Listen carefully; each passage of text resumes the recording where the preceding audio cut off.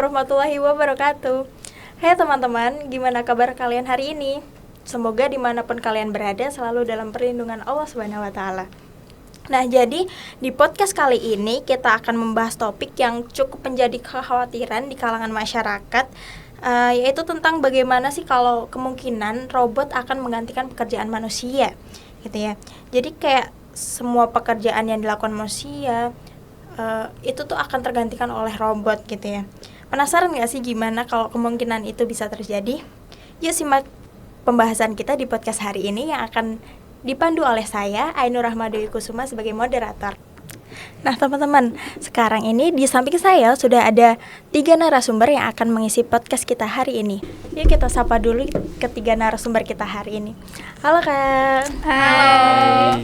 Gimana nih kabarnya hari ini? Alhamdulillah sehat. Alhamdulillah baik, cukup panas ya di luar tentunya.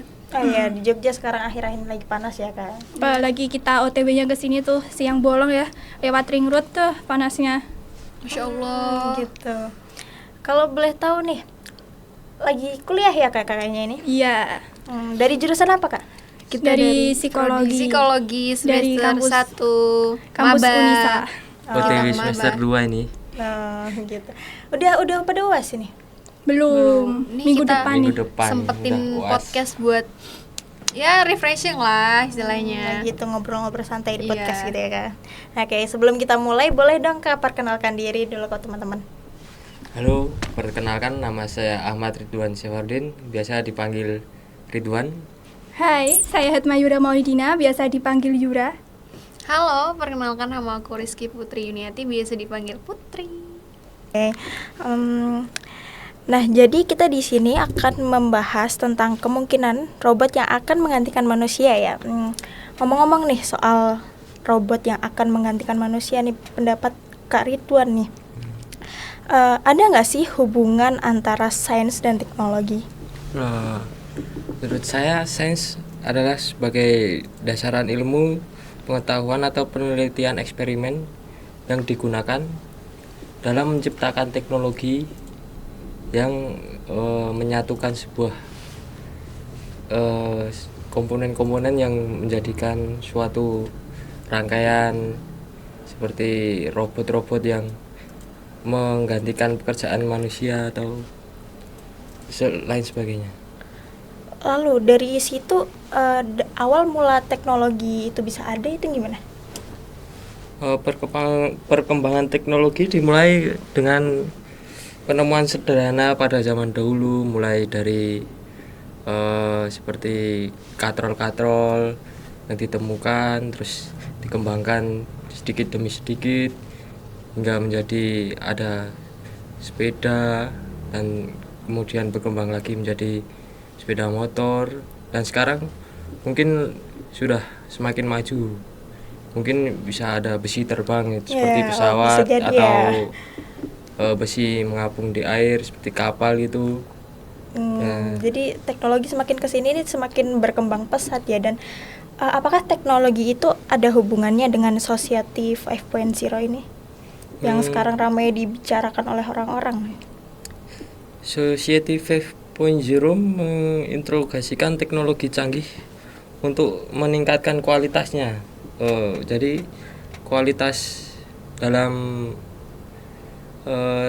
teknologi itu dikembangkan dalam Society 5.0 ini. Jadi teknologi-teknologi akan semakin canggih ke depannya, bisa menggantikan pekerjaan manusia yang bisa berjalan terus tanpa ada kata rasa lelah atau penyiksaan seperti zaman dahulu. Kan zaman dahulu kan pekerjaan itu dikerjakan semua oleh manusia. Dan manusia itu membutuhkan istirahat dan makan. Ya, jadi pekerjaannya itu kadang nggak sesuai dengan tenggat waktunya gitu ya. Ya, betul. Dan mungkin kalau misalnya pakai teknologi ini pekerjaan tuh akan lebih cepat gitu ya kan? Ya. Lalu terus menurut Kak Ridwan nih, apakah ada kemungkinan kalau robot ini bakal menggantikan manusia? Ya, mungkin ada kemungkinan, tapi tidak mungkin seluruhnya, karena robot diciptakan oleh manusia. Karena manusia itu yang merangkai agar robot bisa bekerja dalam melakukan suatu hal, diprogram untuk melakukan banyak-banyak seperti Kegiatan. menciptakan barang, seperti pabrik motor itu mesin Iya. yang merangkai kan seperti kayak ada satu mesin itu diprogram untuk menciptakan langsung seumpama 1000 motor itu merangkai mesinnya, dan itu kan yang memprogram manusia, jadi nggak sepenuhnya robot akan menggantikan manusia dalam masa depan. Oh, jadi kayak robot ini hanya sekedar untuk membantu pekerjaan manusia Iya. gitu ya kan. Oke, lalu menurut Kak Yura nih, gimana robot bisa bekerja selayaknya manusia? Robot bisa seperti manusia, bisa hidup kayak manusia dan melakukan perbuatan itu karena ada programnya. Mereka diprogram, diberikan input, nanti mereka akan melakukan output seperti yang diprogramkan oleh yang buat robot itulah. Dalam programmer itu ada empat sesi, yaitu processing, yang mereka diberikan penginderaan seperti mikrofon, sensi jarak, dan sensi audio sehingga mereka dapat menilai lingkungan sekitar mereka. Yang kedua itu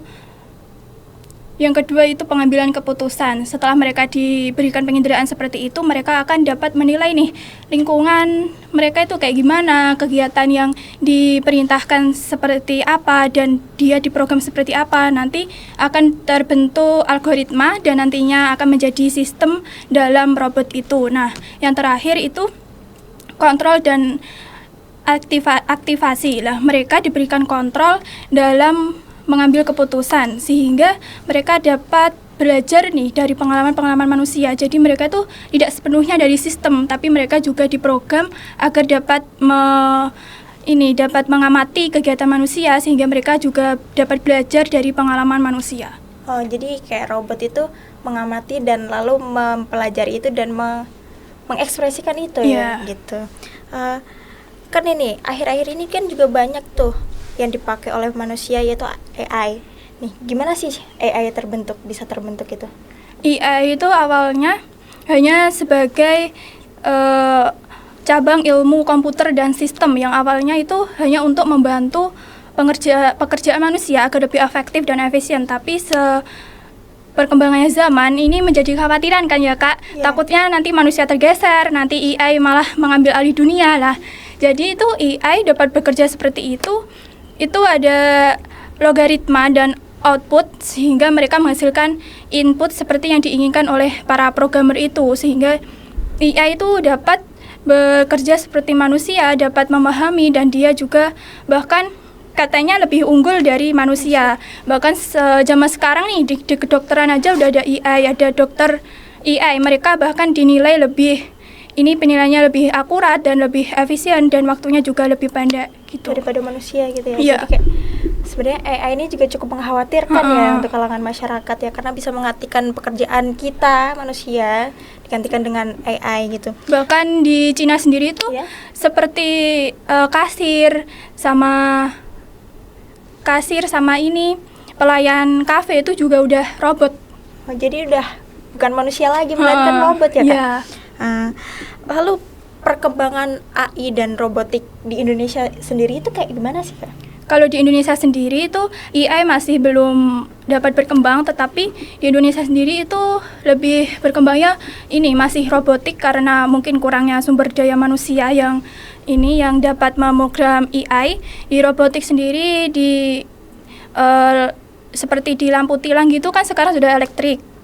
Terus seperti ChatGPT, sekarang pelayanan sosial dan pelayanan kesehatan juga sudah online, pembayaran juga udah memakai uang elektrik. Terusan robotik yang datang pertama di Indonesia pada tahun 2018 itu bernama Sophia.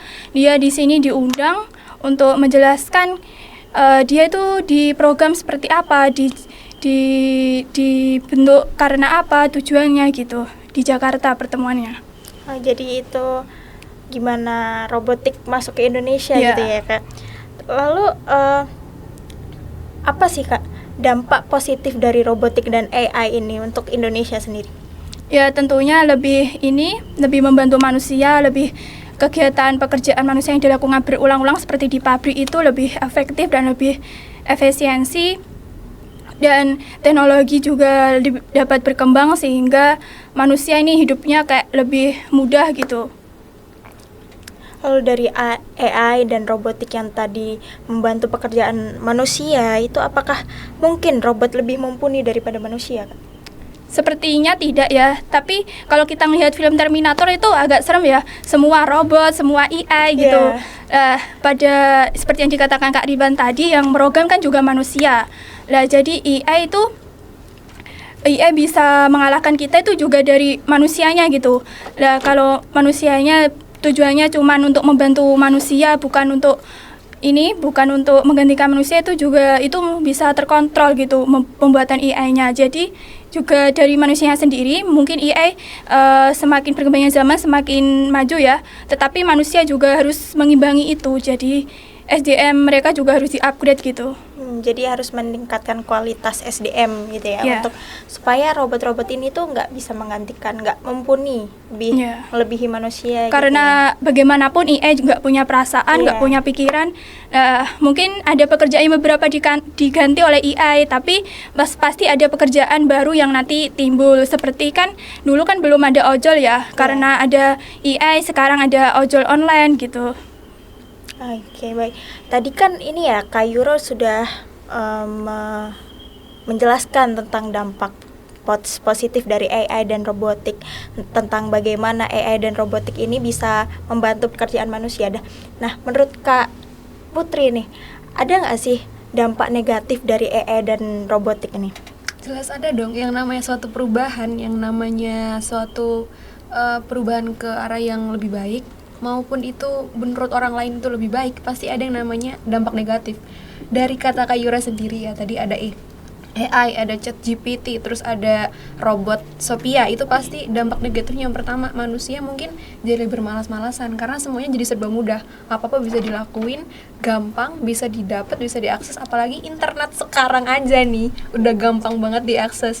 Gak cuman di sini ya, di daerah utara sana, di tempat saya, di daerah Cangkringan, mungkin teman-teman ada yang tahu. Nah, itu Karena bukan akamsi. Oke.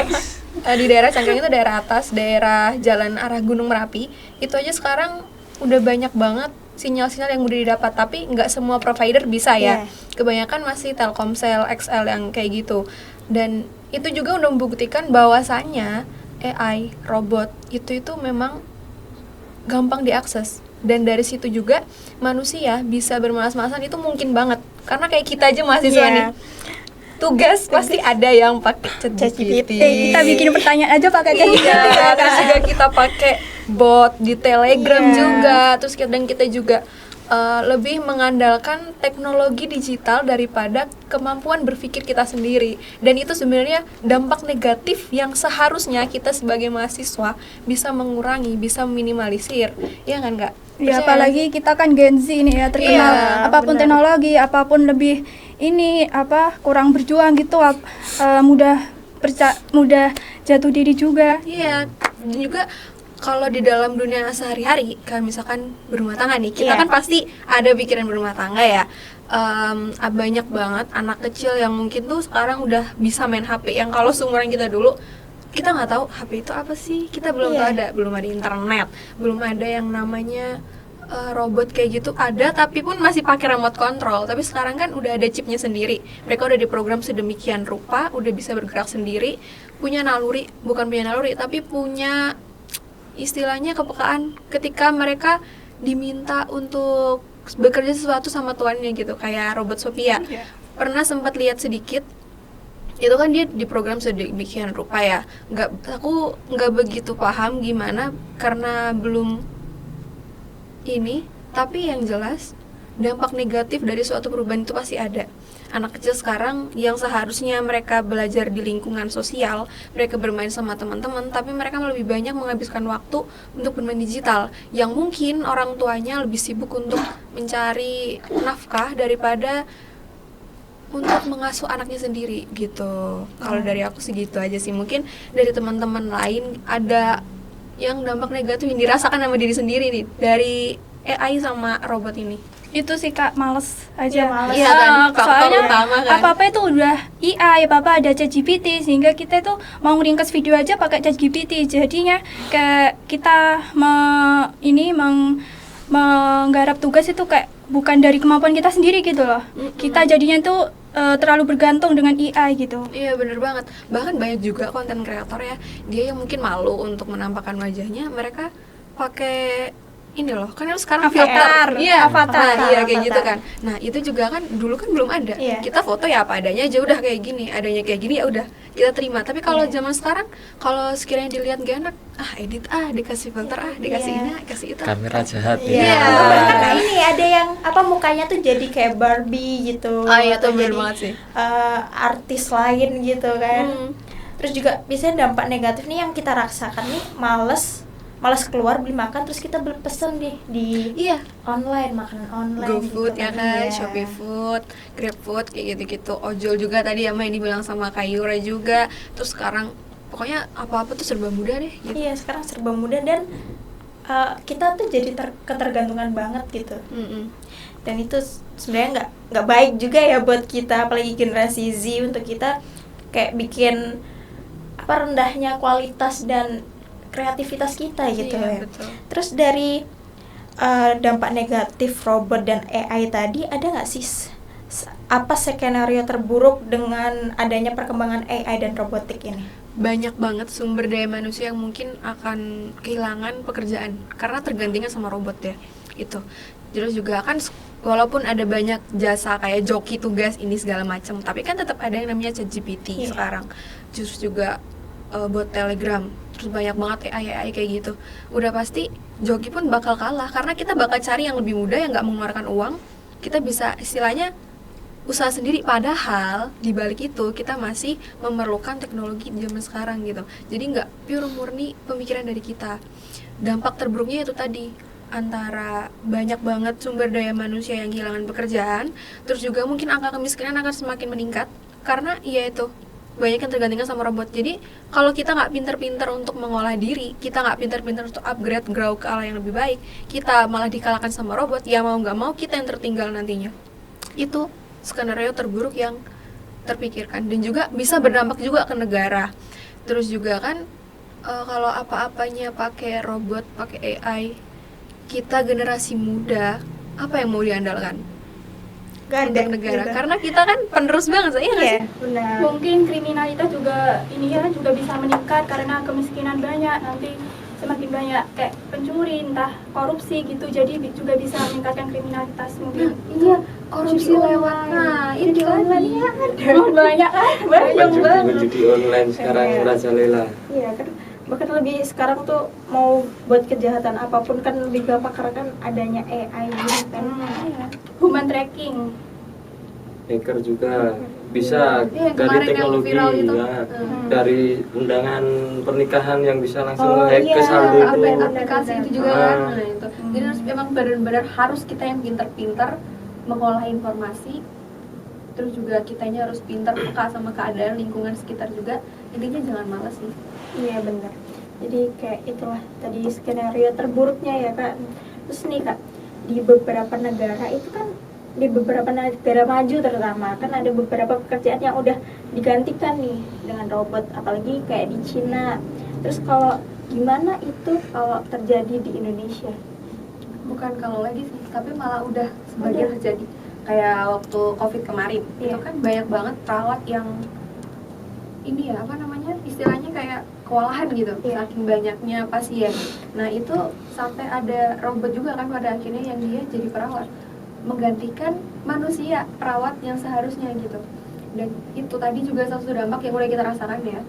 Tadi apa? Pertanyaan tadi?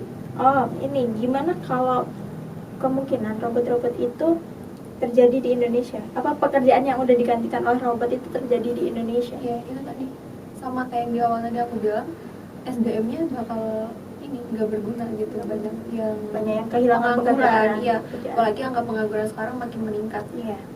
Benar. Terus menurut Kak Putri nih, bagaimana kebijakan dan peran pemerintah agar perkembangan robot ini tetap berseimbang? Yang jelas sebagai pemerintah kita sendiri juga harus kita kan pendidikan sekarang udah banyak beasiswa ya. Iya. Kita sebagai generasi penerus bangsa harus peka sama diri sendiri. Kalau emang kita mau maju, kita harus pintar-pintar cari beasiswa. Kalau emang nggak mampu, jangan kamu malas untuk menuntut ilmu hanya karena gue nggak bisa nih, gue nggak mampu, nggak ada biaya, nggak ada transportasi. Sekarang serba gampang kok, ada Trans Jogja, ada Transjakarta. Kalau misalkan susah, sekarang juga ada bus dari sekolah kan? Iya, benar. Iya, ada kayak gitu juga. Itu juga di beasiswa pasti ada uang saku, dan itu udah salah satu upaya pemerintah untuk kita sebagai generasi penerus bangsa yang mungkin kurang mampu di dalam ekonomi untuk bisa terus melanjutkan pendidikan ke jenjang yang lebih tinggi, biar nanti kita nggak dikalahkan sama robot dan tetap seimbang gitu. Kita juga nggak kalah sama negara lain, tapi kita juga tetap maju. Kita sebagai negara Indonesia nih nggak boleh mau kalah sama negara lain kayak yang dari Cina tadi ya. Jangan mau kalah, kita harus tetap maju biar seimbang. Itu tadi pemerintah udah cukup memberikan beasiswa banyak banget ya sekarang, beasiswa kayak beasiswa unggulan, terus juga beasiswa dari KIP itu juga yang marak banget, pasti banyak banget yang ngincer. Pasti kakak juga pernah ya jadi korban KIP yang nggak lolos gitu. Benar. Nah Terus juga kayaknya dengerin ada beasiswa yang dari wilayah juga ada kan. Iya, terus juga kan pasti semakin banyak sumber daya manusia yang mungkin kalau orang zaman dulu kan paling tamatan SD, SMP, SMA, terus mereka akhirnya ya udah stop di situ aja pendidikannya. Nah itu mungkin bisa dikasih kayak seminar, mungkin dikasih pembelajaran sedikit pelatihan. cara penjualan online gitu. Terus mungkin sekarang kan banyak penjualan online kayak Shopee, Tokopedia, terus Lazada, penjualan online kayak gitu. Terus juga bisa lewat reseller, kan udah mudah ya sekarang ya. Nah mungkin pemerintah atau kita yang sebagai generasi muda itu bisa ke masyarakat menyalurkan ilmu yang kayak gitu, karena walaupun ilmu itu kelihatannya sepele tapi bakal berguna banget untuk mereka yang nggak paham sama dunia teknologi itu udah semaju apa sih gitu. Jadi ada ya usaha dari pemerintah untuk supaya robot dan manusia itu tetap seimbang di Indonesia. Pasti ada. Dari maraknya AI dan robotik yang ada di Indonesia nih, dari SDM-nya sendiri nih, apa saja yang perlu di-upgrade agar dapat bersaing di era teknologi ini?